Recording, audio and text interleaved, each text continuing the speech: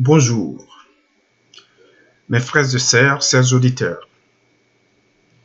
Cette vidéo s'adresse à vous sur un sujet qui est de notre actualité et qui, depuis des années et des années, est en train de faire des crimes et des crimes dans les couples noirs, arabes, métis en Occident.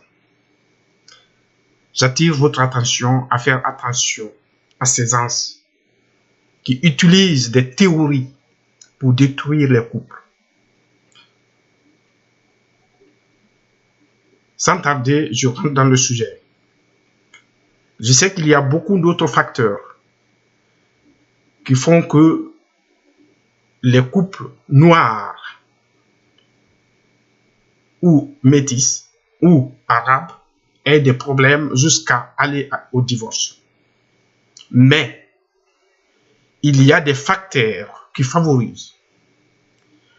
Aujourd'hui, je ne vais pas parler de la responsabilité des parents en Afrique.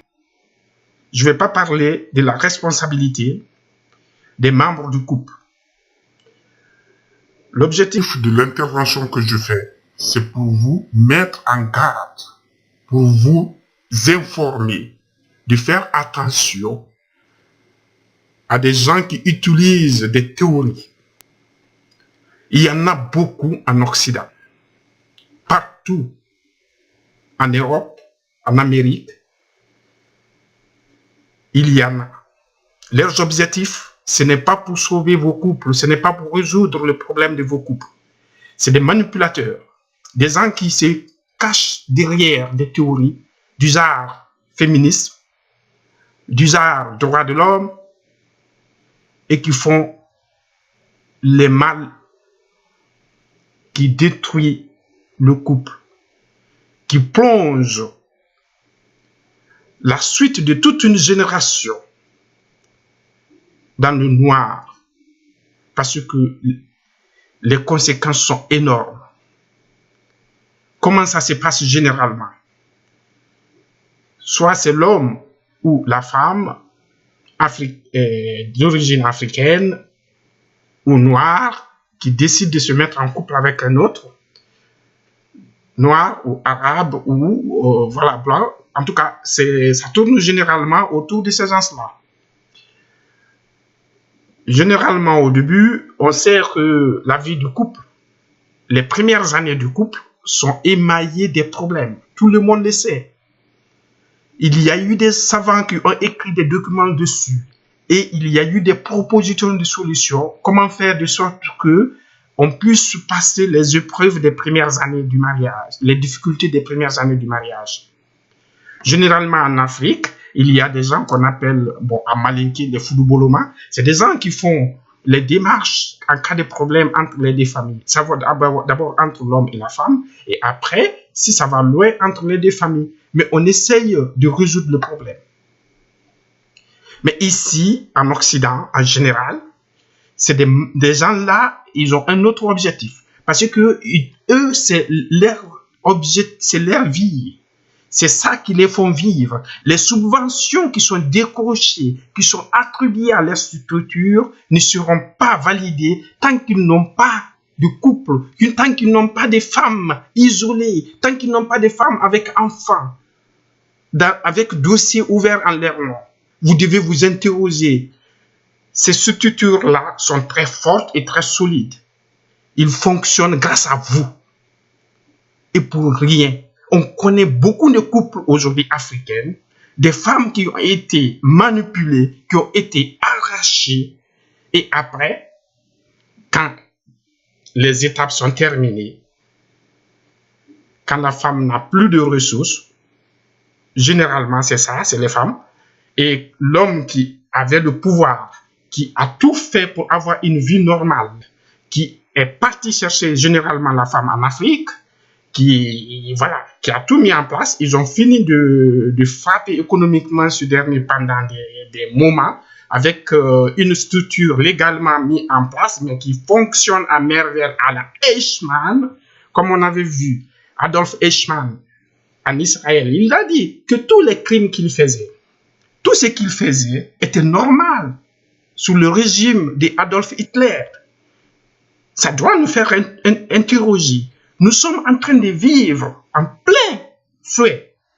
Il y a beaucoup de couples aujourd'hui africains et noirs qui sont engagés dans ça. Le 11 septembre 2017, nous avons été nombreux convoqués au tribunal à la même heure, 10h30, des couples, beaucoup de couples noirs. Si vous étiez au tribunal des Rennes le 11 septembre 2017 et que vous étiez noir, vous aurez pleuré de tristesse.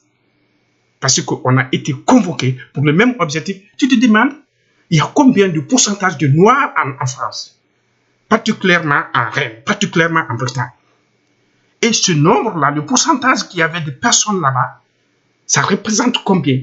Combien de blancs étaient là? Combien d'arabes étaient là? Si tu étais là et tu te poses des questions, tu étais noir, tu allais pleurer.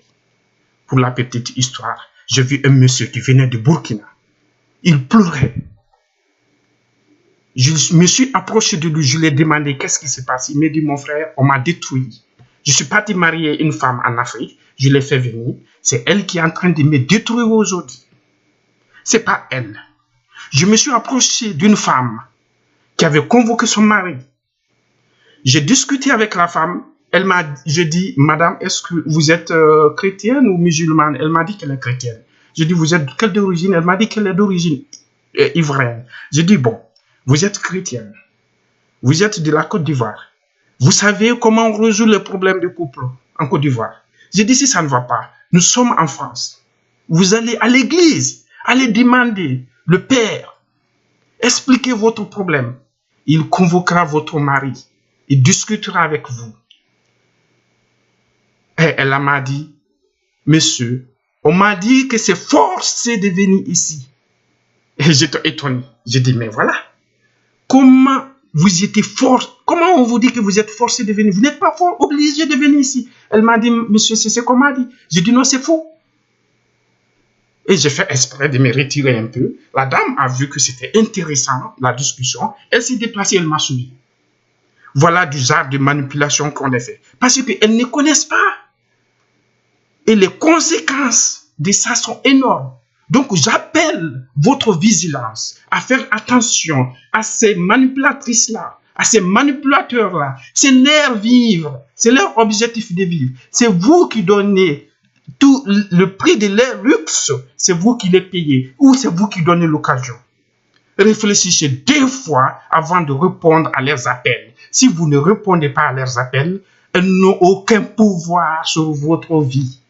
Et vos enfants seront des élites parce que la plupart des hommes ou des femmes qui réussissent leur vie en Occident jusqu'à se marier et faire venir, si cette personne-là a la liberté d'encadrer sa famille et de donner tout ce qu'il faut à l'enfant qui va naître de ce couple, cet enfant sera parmi les élites du monde, je vous le jure.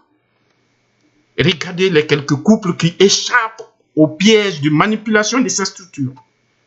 Donc, je vous appelle à faire attention et à ne pas répondre. Essayez de résoudre vos problèmes. On a 1001 solutions. Nos grands aïeux, nos parents, nos grands-parents, tous ceux-ci ont reçu leur couple. Le mariage, c'est pour la vie en Afrique. Pour nous les Noirs, c'est pour la vie. Ce n'est pas pour goûter. Voilà, si tu veux goûter, il ne faut pas te marier.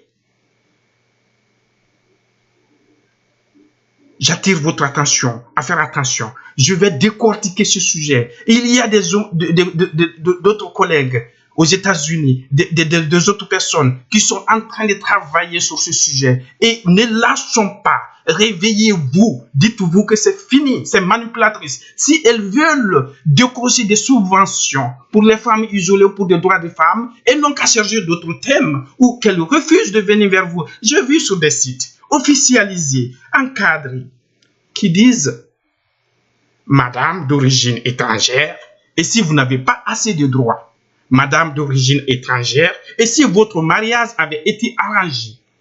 Vous voyez l'insulte qu'on vous dit? Toi, personne morale, responsable, qui a été marié, qui a fait attendu le temps de démarche, qui est monté dans l'avion sans chaîne, qui est venu et prend parfois des trains ou des bus pour rejoindre son mari. Après quelques années de vie, une personne comme ça vient se présenter devant toi pour te dire que, et si ton mariage avait été arrangé? Franchement, si tu réfléchis, tu vas dire, mais la personne là se fout de moi ou quoi? Si tu réponds à l'appel là, il y a quelque chose qui ne va pas sur toi. Donc, soyons nos grands-parents, soyons forts, soyons fiers. Dites non aux manipulations. Quand on a des problèmes, soyons courageux de faire face à nos problèmes, de résoudre nos problèmes. Je vous appelle et j'espère que vous allez répondre à mon appel. Vivre l'unité, vivre la vie familiale et donnons tous les moyens à nos enfants. Donnons tous les moyens à nos enfants pour devenir des élites du monde et non des enfants qui seront qualifiés d'enfants en difficulté à l'école et non des enfants qui seront qualifiés des enfants des quartiers en difficulté. Réveillez-vous. C'est ça, c'est les mots qu'ils utilisent. C'est les mots et qu'il faut faire attention. Je vous appelle. Répondez à mon appel, comme avait fait Martin Luther King. I have a dream, and my dream and to make hand to this destroy of our family.